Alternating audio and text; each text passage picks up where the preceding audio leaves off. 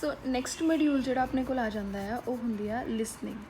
ठीक है, सो लिसनिंग के की होंगे है एक 30 मिनट्स की रिकॉर्डिंग चलनी होंगी है। ठीक है, so we have to listen it very carefully. So आप इनू ना तो पॉज कर सकते हैं ना ही आप इनू रिवाइंड कर सकते हैं। सो लाइक जिदा अपने को रीडिंग के 3 पैसेज होंगे है ना, एंड ईच पैसेज आप कहने हैं कि वो 13 या 14 क्वेश्चन जोड़े कंसिस्ट होंगे हैं। So in listening we have 4 sections like section 1, 2, 3 and 4, and each section consists of 10 questions, right? So हर एक section ਦੇ ਵਿੱਚ 10 questions ਹੁੰਦੇ ਆ, so we have to complete it. So section wise उन्होंने अपने को आपां नूं टाइम भी देना आ to read out the questions. ठीक है, सो ये की होना आ हुण अपने को अगेन अलग अलग तरह के क्वेश्चनस होने हैं। ठीक है, so total questions as we know that 40 होंगे आ, जिहदे अकॉर्डिंगली अपनी बैंड असैसमेंट होनी। So there also we can get different type of questions to solve it out, right?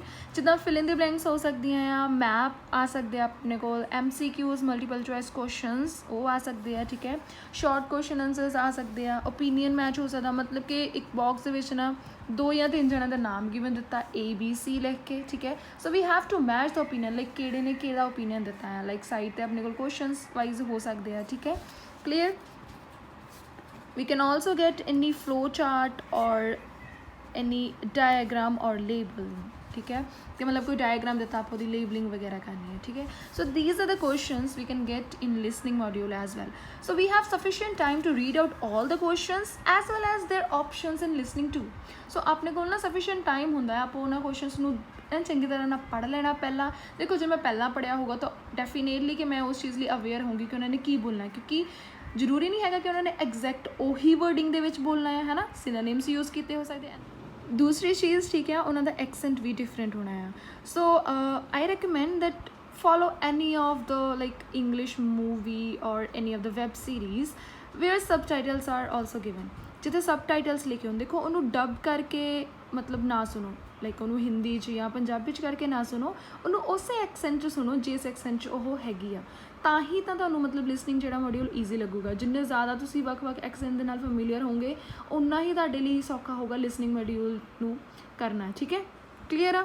So this is very easy module to do and also think ਕਿ ਮੇਰੇ ਜਿਹੜੇ spelling ਆ ਉਹ ਵੀ ਸਹੀ ਹੋਣ। ਦੇਖੋ ਮੈਂ ਸੁਣ ਲਿਆ, ਮੈਨੂੰ ਵਰਡ ਵੀ ਪਤਾ ਲੱਗ ਗਿਆ ਹੈ, ਬਟ ਅਗਰ ਮੈਂ ਉਹਨੂੰ ਲਿਖਿਆ ਗਲਤ ਆ ਤਾਂ ਮੇਰਾ ਆਨਸਰ ਗਲਤ ਹੋ ਜਾਣਾ, ਫਾਇਦਾ ਕੋਈ ਨਹੀਂ ਹੋਣਾ। ਠੀਕ ਹੈ, so also try to do more like accuracy in spelling as well.